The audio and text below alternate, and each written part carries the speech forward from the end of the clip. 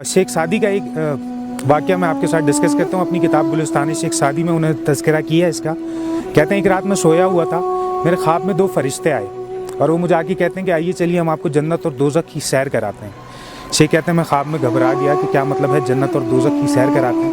कहते हैं बहरहाल जाना पड़ा, खुदा ने भेजे थे, फरिश्ते थे, चल पड़ा उनके साथ।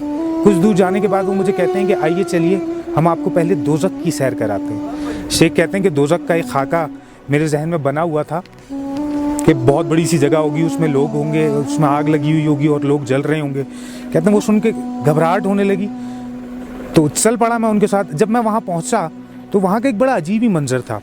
वो मंजर ये था कि एक बहुत बड़ा सा हॉल है, उसके बीच में एक बहुत लंबी सी टेबल लगी हुई है, दोनों अतराफ लोग बैठे हुए हैं, सामने उनके सूप रखे हुए हैं, सूप में चमचे। इन लोगों ने सफ़ेद रंग का लिबास पहना है, लेकिन इनका लिबास बहुत गंदा है और चेहरे से ये बड़े कमज़ोर और लागर लग रहे हैं। शेख कहते मैं अभी ये सोच रहा था कि किस तरह की दोज़ख है, तो वो फरिश्ता मुझे कहता है असल में शेख इनके साथ प्रॉब्लम ये है कि इनकी कोहनियों में ना जोड़ नहीं है, तो जब ये सूप पीने की कोशिश करते हैं तो बजाय पीने के अपने ऊपर गिरा लेते हैं, तो इसकी वजह से इनके कपड़े भी गंदे हैं और थोड़ा बहुत जो चला जाता है उसकी वजह से ज़िंदा है। अब शेख कहते हैं मैं यही सोच रहा था कि ये किस तरह की दोज़ख है। वो मुझे कहता है आइए चलिए हम आपको जन्नत की सैर कराते हैं। शेख कहते हैं जन्नत का भी खाका बना हुआ था कि हरे भरे बागात होंगे, इस तरह के पहाड़ होंगे वहाँ पे और दूध की नहरें बह रही होंगी। तो उस एक्साइटमेंट को लेके वो चले। कहते हैं जब वहाँ पहुँचा तो वहाँ का भी यही हाल था।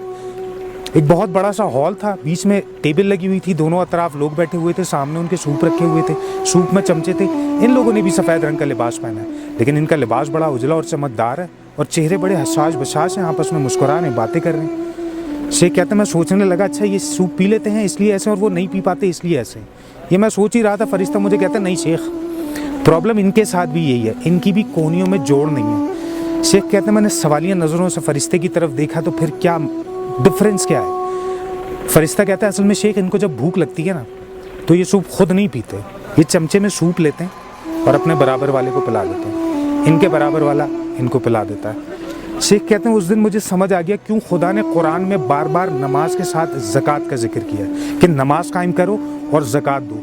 सिर्फ अपने लिए नमाज पढ़ने से मसला हल नहीं होगा। तो इस कहानी का मैसेज ये है कि जन्नत और दोज़ख में जो डिफरेंस है ना, दोज़ख के लोग ये सोच रहे थे कि मैं अगर बराबर वाले को पिला दूंगा तो मैं क्या पीऊँगा। जन्नत के लोगों ने ये सोचा कि मैं खुद नहीं पी रहा तो मैं बराबर वाले को तो पिला दूँ। सिर्फ इतना सा डिफरेंस है माइंड सेट का। अगर मैं सिर्फ अपने लिए जीने की कोशिश करता रहूँगा काम नहीं चलेगा। मैं जब तक दूसरे को नहीं पिलाऊँगा, जब तक दूसरे के लिए काम नहीं करूँगा, यही खुदा का काम है कि बंदगाने खुदा की मदद करना, दूसरों की मदद करें। अल्लाह ताला आपकी